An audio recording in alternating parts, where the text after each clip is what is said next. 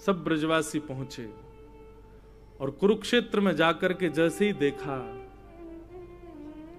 महाराज बड़े बड़े महल खड़े हैं, बड़ी बड़ी अटारियां, ऐसे तो शिविर लगे थे कि महल जैसे शिविर दिख रहे थे, और सब जगह भीड़ लगी है। केवल किसकी? बोले द्वारिकाधीश पधारे, उनके दर्शन की भीड़ लगी है।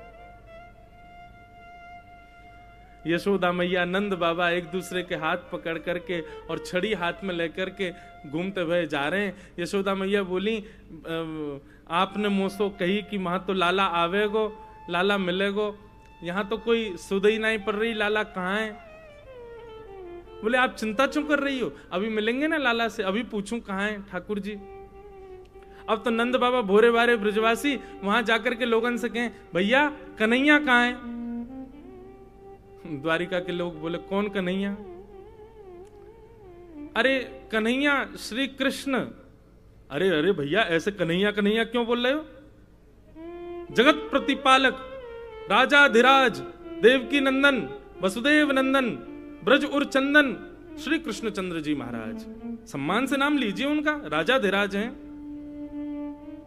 नंद बाबा कहने लगे, हाँ भैया अब इतना लंबो तो याद होएगा ना हमें, तो अब कृष्ण ही, श्री कृष्ण कहाँ है? द्वारिकाधीश श्री कृष्ण कहाँ है?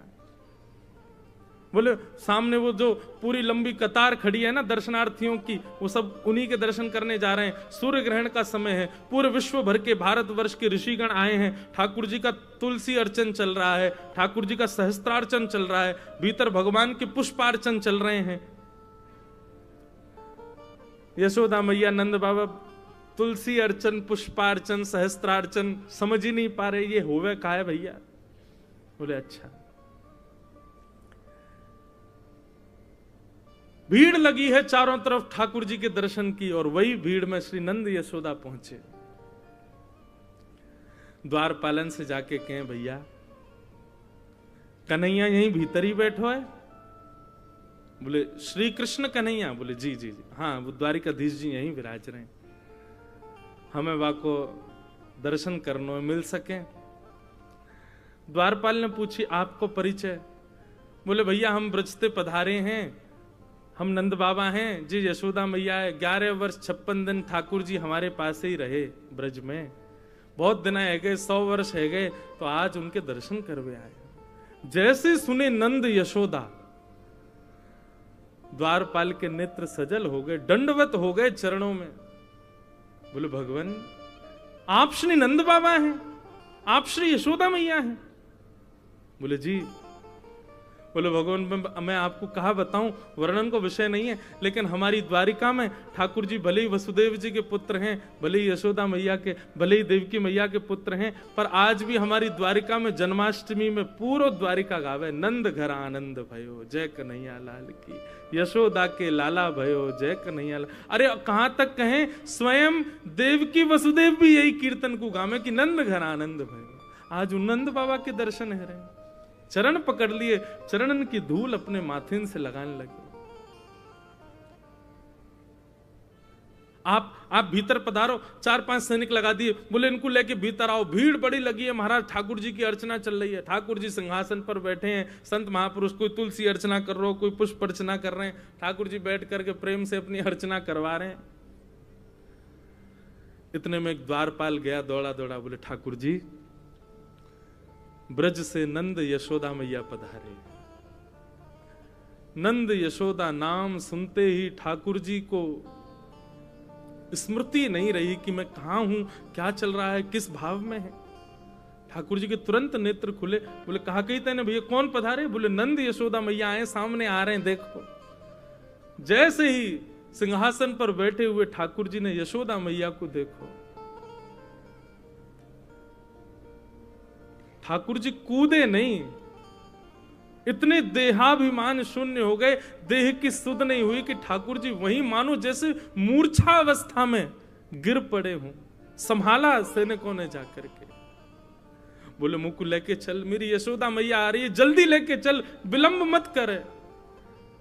ठाकुर जी को लेकर के आए। यशोदा मैया के नेत्रों की ज्योति अभी उतनी है नहीं, रो रो करके कृष्ण के स्मरण में यशोदा मैया के नेत्रों की ज्योति चली गई है।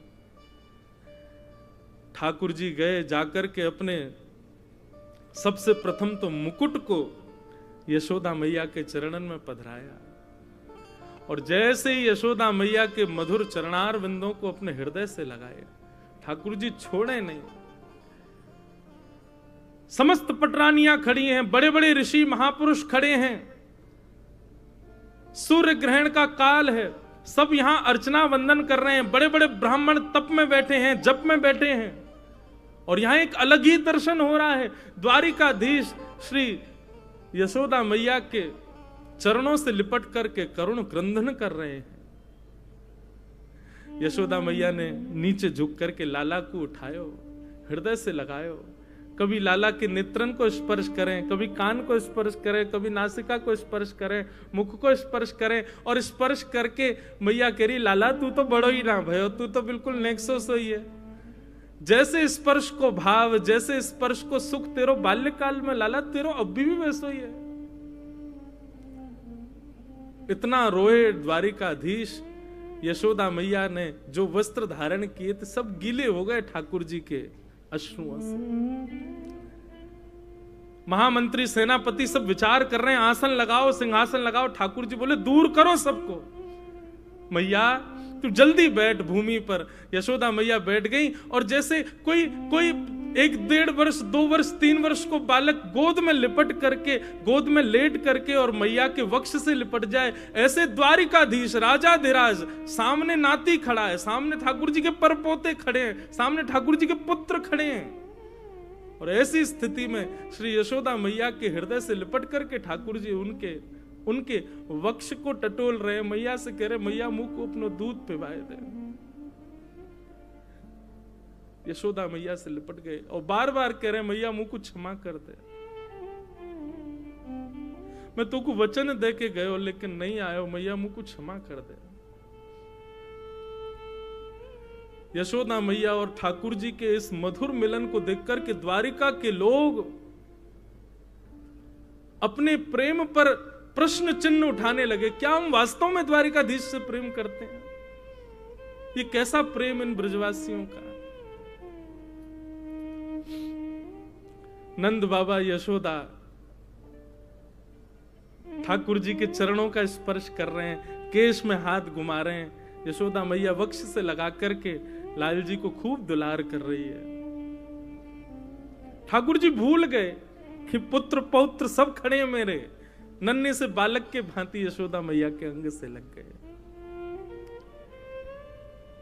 और पूरे सूर्य ग्रहण के समय में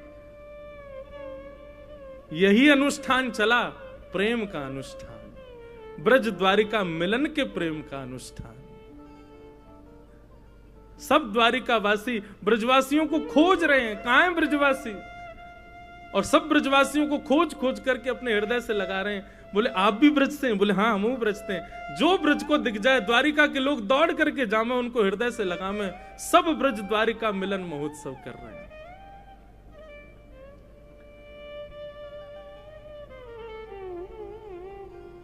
ठाकुर जी की स्थिति देख करके श्री रुक्मणी जी आई और गोद में लेटे द्वारिकाधीश के हस्त का स्पर्श करने लगी। यशोदा मैया को जैसे दिखी, मैया बोली, लाला जे लक्ष्मी सी दिख रही है, या कि देखियो केशन में कछु चमक रो है, या के घरे में ऐसा सुंदर नवलखा को हार लग रहा है, भैया ये लक्ष्मी सी दिख रही है, लाला जे कौन है? जैसे रुक्मणी जी आई, ठाकुर जी की विरह वेदना शांत हुई। भगवान अपनी स्थिति देख रहे थे, ये काब है, ये कैसे हम लिपट गए। तुरंत यशोदा मैया की गोद में ठाकुर जी बैठ गए। अच्छा, पूज्य पिताजी महाराज कथा में एक प्रसंग कहते हैं बंधुओं कि द्वारिकाधीश भगवान के पुत्र प्रद्युम्न की आयु 50 वर्ष, भगवान के परपौत्र अनिरुद्ध की आयु 25 वर्ष, और स्वयं द्वारिकाधीश की आयु 16 वर्ष। पुत्र 50 वर्ष का, नाती 25 वर्ष का, और परदादाजी 16 वर्ष के। ठाकुर जी 16 वर्ष से ऊपर। 16 वर्ष तो आज 16 वर्ष के, अगर कलयुग में ठाकुर जी पधारे 16 वर्ष के नहीं होंगे, मुंह लगे और कम है जाएंगे। क्यों? जिस अवस्था में विकार आने उत्पन्न हो जाते हैं, ठाकुर जी उस अवस्था से ऊपर नहीं जाते। विकार आने मतलब जहां पर वोकल कॉर्ड बदलना शुरू हो जाए, दाढ़ी मूंछ आनी शुरू हो जाए, आप थोड़े बड़े बड़े से लगने लग जाओ, ये समझ जाओ कि अब ये विकार अवस्था है। ठाकुर जी उस अवस्था में कभी नहीं आते। ठाकुर जी सदा सहज अवस्था में रहते हैं, बाल अवस्था में रहते हैं। तो ठाकुर जी यशोदा मैया गोद में ही बैठे हैं और मैया से कह रहे, मैया जे तेरे ही यमुना में दीपदान को प्रताप सामने बैठो है। यशोदा मैया बोली मतलब? अच्छा ठाकुर जी को एकांत में गए हो सिंहासन? नहीं, वही चौक में ही बैठे हैं यशोदा मैया गोद में, और चारों तरफ लाखों दर्शनार्थी ब्रजवासी और द्वारिका के लोग बैठे हैं। मैया जे रुक्मणी है जासे मेरो ब्याह भयो है, तेने बड़े दीपदान किए, मेरे लाला की लक्ष्मी जैसी बहू आवे, मेरे लाला की ऐसी बहू आवे कि चार लोग देख के कहें अरे भैया ऐसी बहू होनी चाहिए। मेरे लाला की ऐसी बहू आवे कि पूरा ब्रजमंडल युग युगांतर तक याद रखे। देख ले मैया तेरी बहू सामने बैठी है। एक भुजा से द्वारिकाधीश को हृदय से लगा रही हैं, दूसरी भुजा से श्री रुक्मणी जी को हृदय से लगा रही हैं। रुक्मणी जी के भी नेत्र सजल हो गए यशोदा मैया के अंग से लग करके। खूब स्नेह किया। अष्टपटरानियों को अपने हृदय से लगा करके यशोदा मैया ने जो उनके पास था, कड़ूला, कंगन, हाथ, बोले अब तो पहले तो लाला कोई मुख दिखाई भई ना, आज ही है रही है तो आज ही ये अनुष्ठान चला था सूर्य ग्रहण पर कुरुक्षेत्र में, प्रेम का अनुष्ठान। यशोदा मैया कोई को अपनी पाजेब उतार के पहना रही हैं, कोई को अपने हाथन की अंगूठी दे रही हैं, कोई को अपने गले को हार उतार के दे दें, कोई को अपने कानन को कुंडल दे रही हैं। सब मना करें, बोले मैया आपको, बोले नहीं ये मेरी मुख दिखाई है, तू मेरी बहू है, मेरे लाला की बहू है, क्यों नहीं दूंगी, ये सब तुम्हारा ही तो है, तुम्हारे काजी तो मेरे पास है। देवे को अवसर ना मिलो, आज मिलो तो पीछे क्यों रहूं। ये था बंधुओं ब्रज द्वारिका मिलन। और तभी पता चली भीतर बैठी देवकी मैया को कि यशोदा जी आई। देवकी और वसुदेव जी दोनों पधारे। यशोदा मैया के कान में ठाकुर जी बोले, मैया सामने देवकी मैया आई है, मैया को कम दिखाई दे ना, या हमारे ठाकुर जी संबंध को परिचय दे रहे हैं। बोले मैया देवकी मैया सामने आई है। देवकी मैया को देखते ही यशोदा मैया दंडवत साष्टांग प्रणाम करने लगी। देवकी मैया कह रही, अरे बहन कहा कर रही हो। बोले विधाता कृपा करे तो आपके चरणन की कण से मुंह पे नेक अनुग्रह है जाए तो या जन्म में तो ना मिलो, लेकिन अगले जन्म में कृष्ण जैसा पुत्र मुंह को भी प्राप्त हो, ऐसा अनुग्रह मुंह पे है जाए। देवकी मैया के चरणन से लग गई। देवकी मैया ने उठाकर के हृदय से लगाया। ये मधुर मिलन, खूब स्नेह दे रही हैं एक दूसरे को। बोले आपको पुण्य कितना श्रेष्ठ है, कन्हैया जैसो लाला आपके घर भयो। बोले मेरे पुण्य की कहा कहोगी बहन, मेरे तो 6 बालकन को कंस ने मार दियो, 7वें बालक को जन्म नाय भयो, 8वें बालक के रूप में कन्हैया आयो, पर कंस तो इतना क्रूर राजा जन्म लेते ही बालकन को मार दे। ये तो आपके और नंद बाबा को प्रताप हो कि हमारो लाला सुरक्षित रहो। 11 वर्ष 56 दिन तक आपने वहां को खूब ध्यान रखो। आज भी हमारी द्वारिका में कोई यो ना के देवकी के लाला की जय, सब यूं ही के नंद यशोदा के लाल की जय। नंद घर आनंद भयो जय कन्हैया लाल की। हर जन्माष्टमी आपके ब्रज को छोड़े भय, भले ही लाला को 100 वर्ष है गए होंगे, लेकिन हमारी द्वारिका में तो आज भी द्वारिका वासी नंद घर आनंद भयो, यशोदा के लाला भयो। और मैं कोई को रोकू ना हूं, मुझको भी तो वही में सुख मिले। यशोदा मैया और देवकी का मिलन हुआ। सब ब्रज अवध के लोग, ब्रज और द्वारिका के लोग मिल रहे हैं। द्वारिका के लोग बहुत सम्मान कर रहे हैं ब्रजवासियों का। ये स्थिति देख करके सब भूल गए किसके क्या जब चल रहे हैं, क्या अनुष्ठान चल रहे हैं। हवन की सारी अग्नियां ठंडी पड़ गई महाराज। जहां प्रेम की बाढ़ आ गई हो वहां कौन सी अग्नि जल सके। ऐसा मधुर मिलन हो रहा है। तभी एक सखा ने जाकर के ठाकुर जी को संकेत किया, लाला श्री जी पधारी हैं। श्री जी का नाम स्मरण सुनते ही ठाकुर जी मंत्रमुग्ध हो गए। एक बार को ठाकुर जी भूल ही गए कि हम द्वारिकाधीश हैं, पर श्री जी का नाम सुनते ही तो ठाकुर जी की व्याकुलता और बढ़ गई। बोले कहां है? बोले कुंज में विराज रही हैं, आप चलो। ठाकुर जी बड़े सहमे सहमे से श्री जी के पास जा रहे हैं। जैसे ही ठाकुर जी ब्रजवासियों के शिविर में प्रवेश करते हैं, किशोरी जी बैठी हैं। किशोरी जब से ब्रज छोड़ के ठाकुर जी गए ना, तब से एकांत में रहती हैं, बस अष्ट सखियों के मध्य में रहती हैं, बहुत कम वार्ता करती हैं। जैसे ही ठाकुर जी ने शिविर में प्रवेश किया, किशोरी जी के नेत्र खुले। तुरंत ललिता, मुंह को ऐसा क्यों लग रहा है कि कन्हैया आ रहे हैं?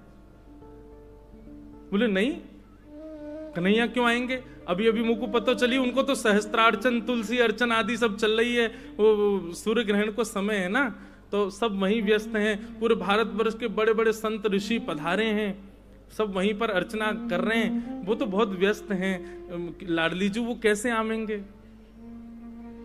किशोरी जी बोली, मुझे उनके तन की सुगंध पता है, और इस समय आभा मंडल वायु जो बह रही है उसमें ठाकुर जी के तन की सुगंध आ रही है, और मुझ को पूर्ण विश्वास है कि श्याम सुंदर पधार रहे हैं।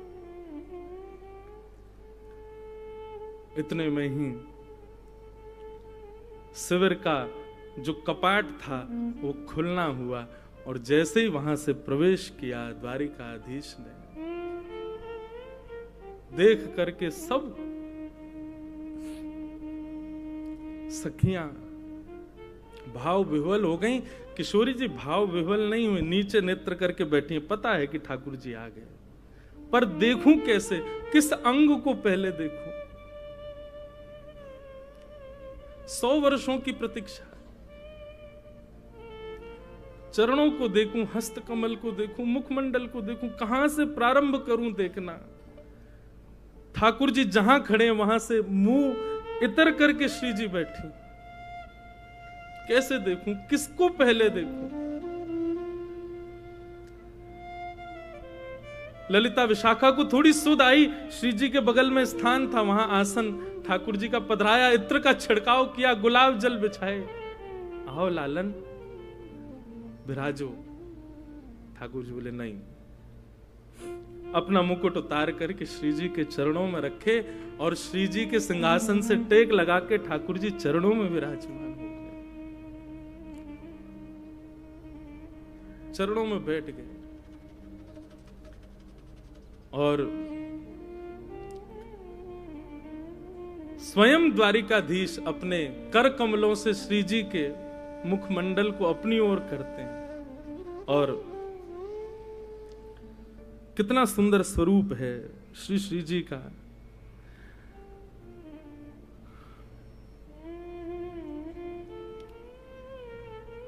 स्वामी श्री हरदास जी महाराज का एक पद है बंधु, ठाकुर जी क्या कहते हैं श्री जी को देख करके?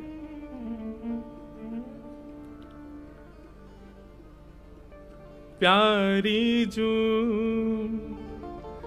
जब जब देखूं तेरो मुख, तब तब नयो नयो लागत। हे श्यामा जी, वैसे तो आप निरंतर द्वारिका में भी हम रहें तो हमारे चित्त में रहती हैं, पर निरंतर आपके हर बार के रूप की वर्णन कहा करूं? हर बार एक नयो रूप से दिखे आप में। स्वामी श्री हरदास जी कहते हैं, प्यारी जू जब जब देखूं तेरो मुख, तब तब नयो नयो लागे, तब तब नयो नयो लागे। ऐसे भ्रम होत में काहू, देख न री दुति को दुति लेखन न कागत। ऐसा लगे आपको देख करके कि शायद पहले मैंने कभी देखो ही ना, ये तो कोई नयो रूप है। रूप तो वही है, लेकिन वाकई कांति ऐसी अद्भुत है जाए कि हर बार ऐसा लगे कि मैंने कोई नयो रूप देखो। आपके अरूप की बलैया।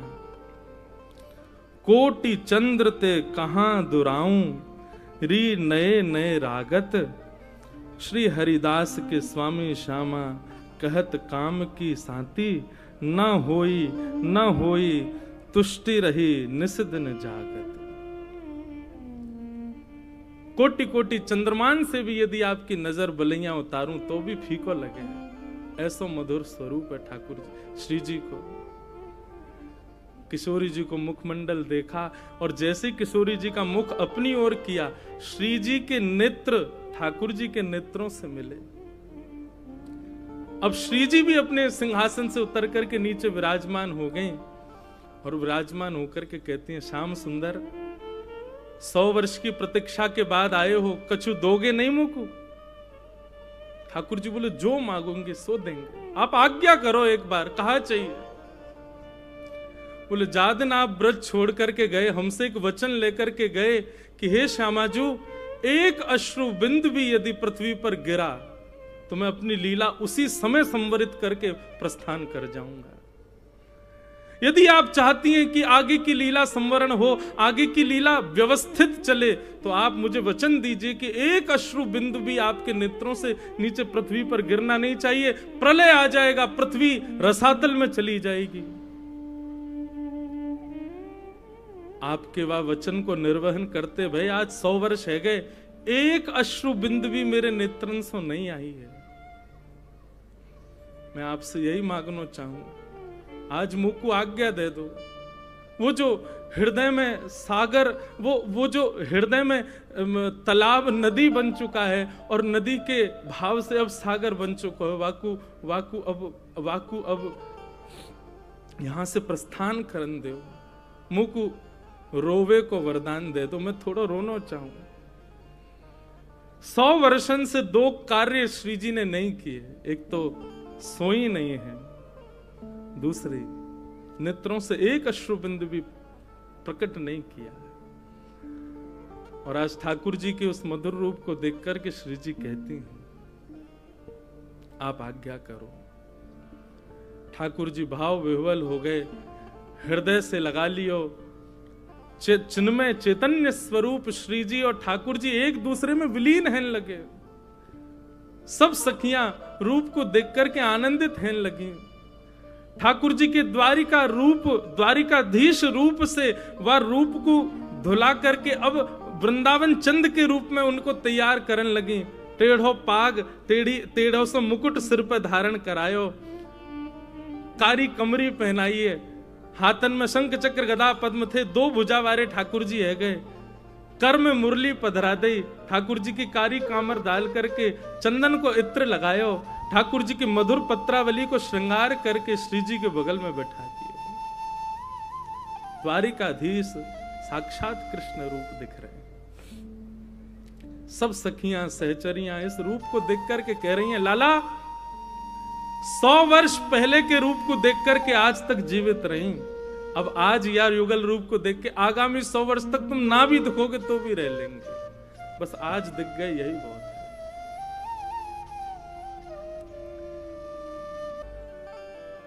ठाकुर जी श्री जी से मिले, सब सखियों ने ठाकुर जी का ब्रज नंदन के रूप में श्रृंगार किया और श्रृंगार करके श्री जी के बगल में बैठाए और बैठा करके खूब नेत्रन से निहारो। और बंधुओं, अब यहां ब्रज द्वारिका मिलन महोत्सव में निभृत निकुंज का रास हुआ। 100 वर्ष के पश्चात द्वारिकाधीश रास कर रहे, केवल अष्ट सखियां हैं, किशोरी जी हैं और श्याम सुंदर है। रास बिहार हुआ। रास बिहार के पश्चात श्री जी ने अब आज्ञा, ठाकुर जी ने आज्ञा मांगी, हे लाडली जी, अब बस कछु दिना की प्रतीक्षा और है। वैसे तो मैं नंदनंदन रूप से नित्य वृंदावन में विराजमान हूं, पर कछु दिना की प्रतीक्षा के पश्चात ये लीला पूर्ण होएगी और हम और आप पुनः अपनी कुंज में प्रवेश करेंगे और सदा सर्वदा के लिए ये रास अनवरत वृंदावन में चलता रहेगा। और श्री जी बोली, फिर से समय दे के जा रहे हो आप? पहले परसों को समय दे के गए, और या बार तो आप, पिछली बार तो चलो परसों के भरोसे हम रह लें, इस बार तो आपने परसों भी नहीं कहा है। ठाकुर जी चरणन में गिर गए, बोले मुझको क्षमा कर दो, ये लीला करना बहुत आवश्यक है। अभी यदुवंशी को संहार आदि सब क्रिया है, आपकी आज्ञा से सब होएगा। वह को पूर्ण करते ही मैं वैकुंठ नहीं जाऊंगा। कहा करूं वैकुंठ ही जाए, नहीं जाऊंगा, सीधे वृंदावन आऊंगा, और सदा सर्वदा के लिए वृंदावन में हम आप निवृत्त निकुंज में लीला विहार करेंगे। ब्रज द्वारिका में मिलन में यह वचन किशोरी जी ने दियो, ठाकुर जी ने दियो। किशोरी जी जिद्दी नहीं है, किशोरी जी पीछे थोड़ी पड़े हैं ठाकुर जी के, जामे आपकी रुचि। जैसा आपको, कितना सुंदर भाव भाई जी का ये, मैंने पहली बार गाया, मुझे तो आता भी नहीं, बस गा दिया। ऐसे 16 गीत हैं, एक गीत ठाकुर जी गाते हैं, फिर दूसरा गीत किशोरी जी गाती हैं, फिर एक गीत ठाकुर जी गाते, फिर किशोरी जी गाती हैं। ऐसे भाई जी ने आज ही सुबह जब देख रहा था तो हमारा एक बालक हमसे बोले, महाराज जी कभी श्री जी की कृपा हो तो अगले या कभी भी, कोई वचन नहीं दे रहा हूं, पर ठाकुर जी के ही उत्सव में, वर्ष भर तो हम कथा करते हैं, ये तो हमारी लाल जी से चर्चा है, इसमें कभी 16 गीत गाएंगे, पूरे 16 गीत जो ठाकुर जी और श्री जी के हैं, और उन्हीं पे ही चर्चा, जो यथामति शक्ति गुरुजनों की आज्ञा लाल जी की इच्छा से होगी वो करेंगे।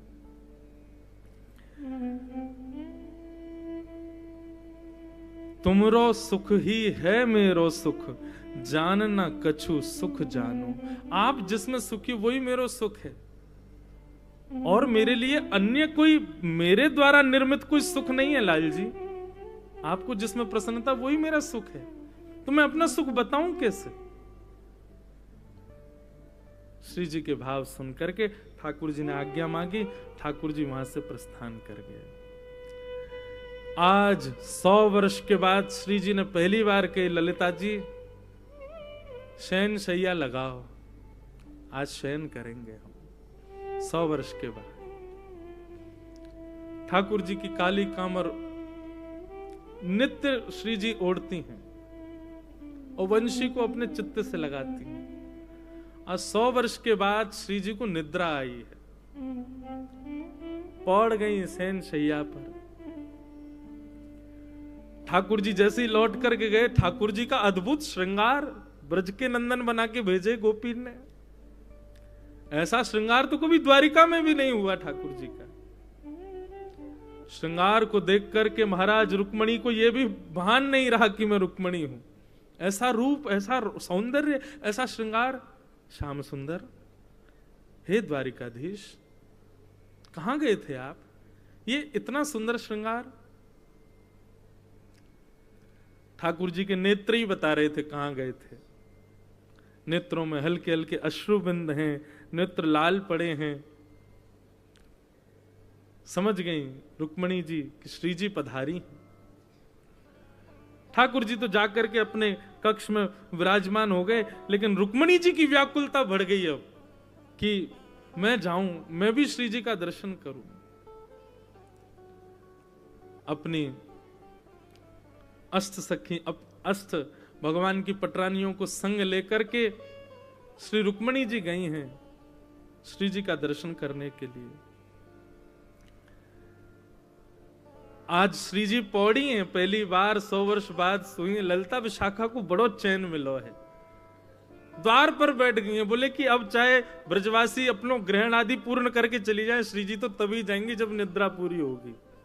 100 वर्ष की निद्रा है। मधुर सुगंधी ठाकुर जी के अंग की आ रही है, कारी कमरी हो रही भई है, वंशी चित्त से लगी भई है। श्री जी मधुर शयन कर रही हैं।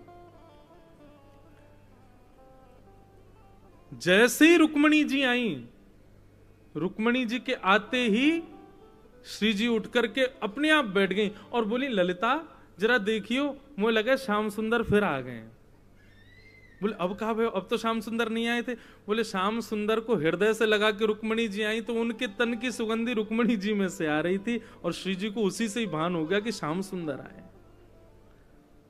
उठ के बैठ गई श्री जी। बोले ललिता देखियो द्वार पर श्याम सुंदर आए। ठाकुर जी फिर आए हैं। अब की बार द्वार खोल करके देखा तो रुक्मणी जी खड़ी हैं। आहा, द्वार खोला था श्री ललिता जी ने। ललिता जी की रूप माधुरी देखते ही श्री रुक्मणी जी तो नतमस्तक हो गई, प्रणाम करने लगी कांति देख करके। हे श्यामा जू, हे लाडली जू, आपको बारंबार प्रणाम करूं, आपकी बलैया लऊं, ऐसा सुंदर रूप, ऐसा सुंदर माधुर्य। ललिता जी ने तुरंत उठाई, बोली नहीं, मैं ललिता हूं। श्री जी तो भीतर विराज रही है, शयन कर रही हैं आज, आप कहो। रुक्मणी तो बस बोले ही नहीं पाई, शब्द ही चले गए। बोले कि ये दासी की सुंदरता है तो श्यामाजू की सुंदरता क्या होगी? नेत्रों में सामर्थ्य नहीं है देखने की। एक बात कहूं बंधुओं, कई प्रश्न और कई भाव आते हैं कि वृंदावन में श्री जी के दर्शन क्यों नहीं है। या को एक भाव यही है कि श्री जी को देखवे की सामर्थ्य केवल और केवल ठाकुर जी में, हम में है ही ना है, हम देखे ही ना सके उनको, या हमारे श्री जी के दर्शन हो में ही ना है। और एक बात कहूं, ठाकुर जी दिख जाएंगे, ब्रजवासी दिख जाएंगे, ब्रज की पूरी लीला काउदना प्रत्यक्ष दिख जाएगी, लेकिन श्री जी को देखवे के लायक हमारे पास नेत्र है ही ना है, उनके दर्शन तो ना है सके। उनकी तो बस कृपा ही इतनी है, उनको तो भाव ही इतना कि वाकू बोलते बोलते रसिक जन भावुक कह जाएं। श्री जी को नाम गाते गाते लोग कितने वर्षन की समाधि में चले। और इनकी छोड़ो, श्रीमद् भागवत के वक्ता श्री शुकाचार्य जी महाराज, श्री शुक मूर्छित भय मास षट, 6 महीने के लिए मूर्छित हो गए शुकाचार्य जी श्री जी का नाम बोलते ही। जिनका नाम, जिनका रूप, जिनकी लीला, जिनके केवल अनुभव मात्र से ऐसी स्थिति हो जाती है, वो प्रत्यक्ष दिखेंगी हमको? संभव नहीं, हम में सामर्थ्य नहीं। रुक्मणी जी आदि आई, बोले श्री जी के दर्शन करने। ललिता जी बोली आज शयन में है, और ये कोई साधारण शयन नहीं है, 7 वर्ष के पश्चात का शयन है। या हमारे हम किशोरी जी को उठाए ना सकें, पर आपकी बहुत इच्छा है तो झरोके में से श्री जी को दिखा देंगे। और एक झरोके में लेके गई। बंधु एक बात कहें, वृंदावन दर्शन की रीति है, प्रत्येक श्याम सुंदर को नेत्रों से मत देखो। कोई खंबा हो, कोई व्यक्ति आगे खड़ा हो, उसके पीछे छुप के श्याम सुंदर को देखो, उनके दर्शन नहीं करो, उनको ढूंढो कहां है। प्रत्यक्ष जाकर के आप श्याम सुंदर को 2 नेत्रों से देखने का प्रयास करते हैं, वो दर्शन नहीं है। वो दर्शन द्वारिका में चल जाएगा, जगन्नाथपुरी में चल जाएगा, वृंदावन तो झरोकों से देखने का विषय है। वहां तो छुप के देखो, स्वयं को छुपा करके देखो। रुक्मणी जी ने जैसे ही झरोके में से झांका, कारी कमरी ओढ़ी है श्री जी ने, वक्ष पर ठाकुर जी की वंशी वेणु को लगाए श्री जी लेटी हैं। और बस उसी समय रुक्मणी जी का देखना हुआ, और उसी समय श्री जी ने कारी कमरी में से नेक अपनो चरण बाहर निकारो, और वह चरण को देखते ही महाराज रुक्मणी जी के सारे आर्थ नष्ट हो गए, सारा अहंकार नष्ट हो गया, जो भी विषाद रहे होंगे भीतर वह भी नष्ट हो गए। बस पूर्णतया ललिता जी के हाथ पकड़ लिए, बोले मुझे वापस नहीं जाना, अब मुझे इनके चरणों में ही रहना है, मुझे वापस नहीं जाना। आप कृपा करो, मुझको भी दासी बना दो, मुझको भी संग सहचरी रख लो, मुझे द्वारिका नहीं जाना। ये स्थिति है श्री किशोरी जी के चरणारविंदों की, कि नित्य ठाकुर जी के संग रहने वाली रुक्मणी जी ठाकुर जी का त्याग करने को राजी हो गई, लेकिन किशोरी जी के चरण नहीं छोड़ेंगे। अभी मुख तो देखा ही नहीं है, अभी तो चरण देखे हैं श्री जी के। क्रंदन करने लगी, भाव क्रंदन रुदन करने लगी श्री रुक्मणी जी, मुझे चरणों में रख लो, धन धन राधिका के चरण, ऐसे चरणारविंद श्री जी के, मुझे इनकी सेवा करनी, एक बार स्पर्श करा दो बस। मैं आपको और कुछ नहीं कहूं, मुख देखने की भी इच्छा नहीं, बस चरण का दर्शन करा दो, एक बार समीप ले जाकर के नेक चरणन से मेरो स्पर्श करा दो बस। तब ललिता आदि विशाखा भाव विह्वल रुक्मणी जी को दोनों भुजाओं से उठा करके चल भी नहीं पा रही हैं, लेकर के जैसे ही कक्ष में आई, श्री जी के चरणार बिंदों का जैसे ही स्पर्श किया, उठ करके बैठ गई। किशोरी जी रुक्मणी जी को देखा, रुदन कर रही हैं, अविरल अश्रुधार, और जैसे ही श्री जी के मुखमंडल को देखा रुक्मणी जी ने, रुक्मणी जी कह रही है कोई पूछ लो मुझसे कि श्री जी कैसी दिखती हैं, कोई तो पूछो मुझसे कि श्री जी का दर्शन कैसा है। पहली बात तो वर्णन कर नहीं पाऊंगी, और दूसरा अगर आप पीछे पड़ जाओगे तो बता नहीं पाऊंगी, बस ले चलूंगी कहां, श्री जी के पास नहीं, श्याम सुंदर के पास, और श्याम सुंदर को ले जाकर के सुंदर चुनरी पहनाऊंगी, सुंदर आंखन में काजर लगाऊंगी, उनके घुंघराले केशन को खोल दूंगी, बस अपने भाव से उनके श्याम वर्ण को गौर वर्ण कर दी, समझियो यही है श्री जी, यही है किशोरी जी, यही है हमारी लाडली जी। कोई अंतर नहीं है, कोई भेद नहीं है। रुक्मणी जी तो ये आश्चर्य में है कि दोनों एक से ही दिखते हैं, बिल्कुल ऐसे ही नेत्र हैं श्री जी के, वैसे ही नेत्र हैं ठाकुर जी, वैसे ही नासिका, वैसे ही ओष्ठ, पलक झपकने को तरीका भी सबन को अलग होवे, श्री जी और ठाकुर जी पलक भी वैसे ही झपके जैसे एक ही है, बिल्कुल कोई अंतर नहीं। रुक्मणी जी से ज्यादा कौन जाने 24 घंटा ठाकुर जी की सेवा में रहे, गर्दन हिलावे को, बोलवे को, उठवे को, अचकवे को, सब बिल्कुल एक जैसा है, बस गौर वर्णा है, वो श्याम वर्णा है, कोई अंतर नहीं।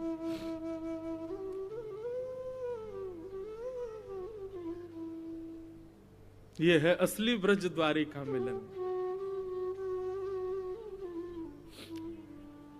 खूब देर तक श्री जी के चरण सेवा करती रही। श्री जी अपने हस्त कमल से रुक्मणी जी के मस्तक को फेरती रही। आपस में खूब प्रेम चर्चा, भाव चर्चा हुई। रुक्मणी जी ने प्रार्थना की कि श्री जी 16,100 सखियां और हैं, मेरी बहन 16,100 और हैं, आप कृपा करो ना, मैं तो चाहूं कि ऐसा दर्शन उनको भी प्राप्त हो। ये सेवा आप तो ऐसी कृपा कर दो, हम यहां से द्वारिका जाएंगे ही नहीं। 16,108 को आप अपने संग ले चलो।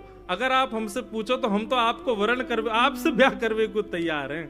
16,108 आपके संग चल देंगे वृंदावन, हमें ना जानो द्वारिका। द्वारिकाधीश रहे अपने यदुवंशी के संग, हमें तो आपको संग चाहिए, अब आपके संग चलेंगे। किशोरी जी बोली नहीं, ध्यान रखो हमारे हृदय बिहारी को, कछु दिना के बात हो रहे, खूब स्नेह करो, खूब भाव, फिर आप आ जाइयो कुंज में, आप भी विराजमान है जाइयो, वहां कुंज की लीला में फिर संग रहेंगे।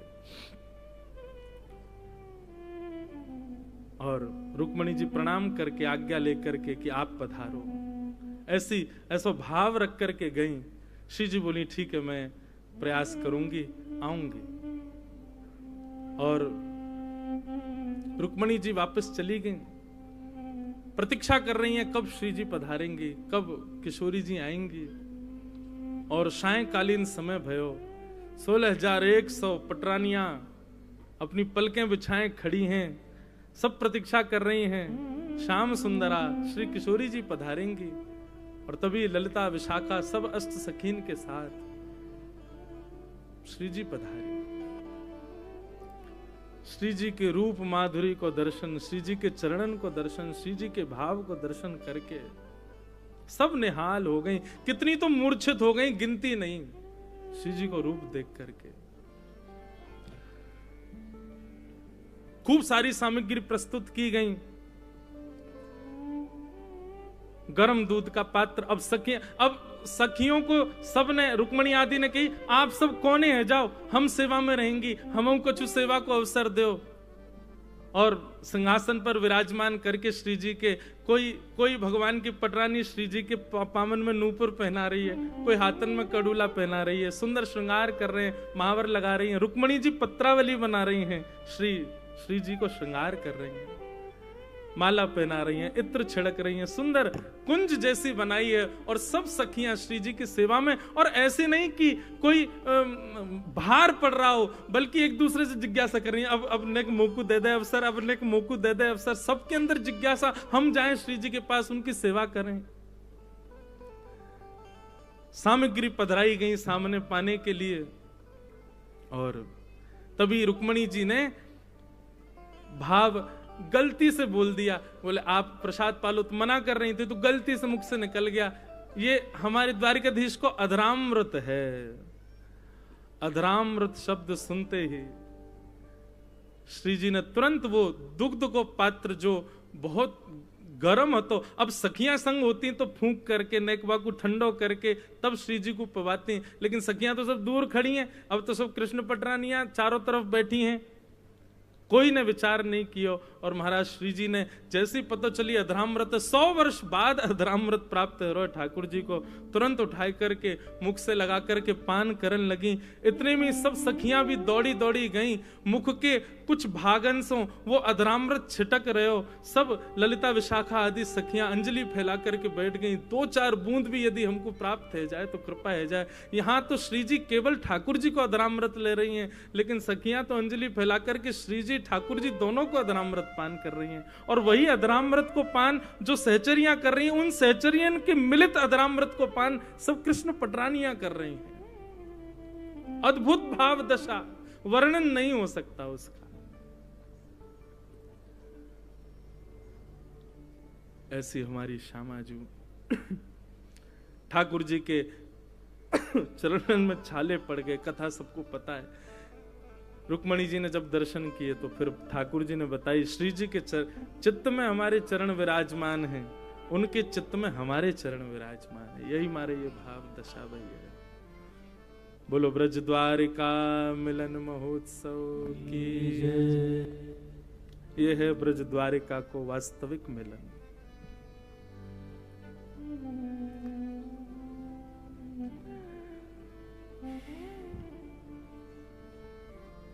आज कथा को भाव कहीं और ही चलोगे, लेकिन ब्रज द्वारिका मिलन महोत्सव यही तो है वास्तविकता। ऐसो प्रेम, ऐसो भाव,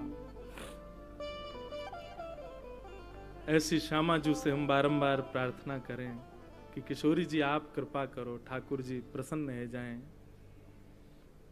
हे सुन राधिका दुलारी, तेरे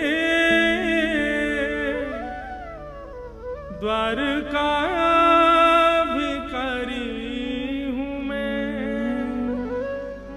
शाम का पुजारी,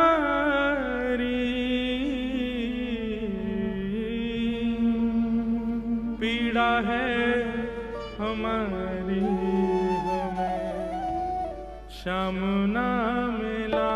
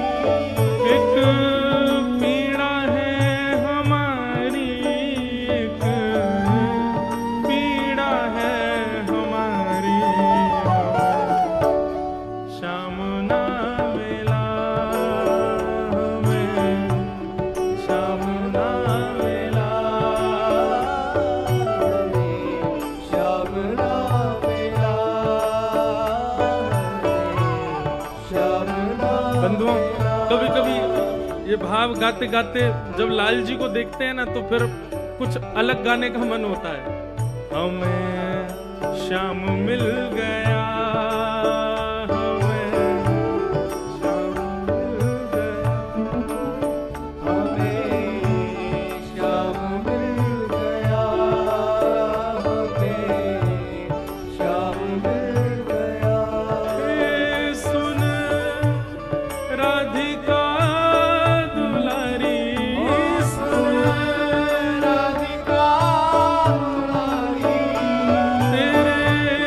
द्वार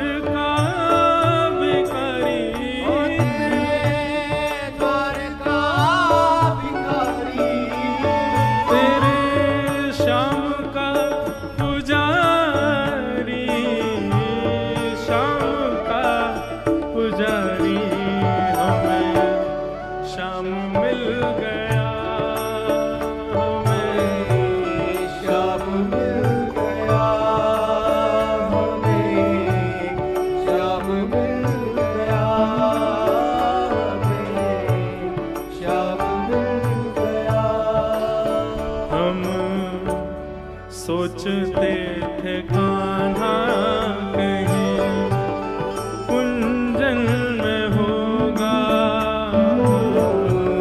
सोचते थे कान्हा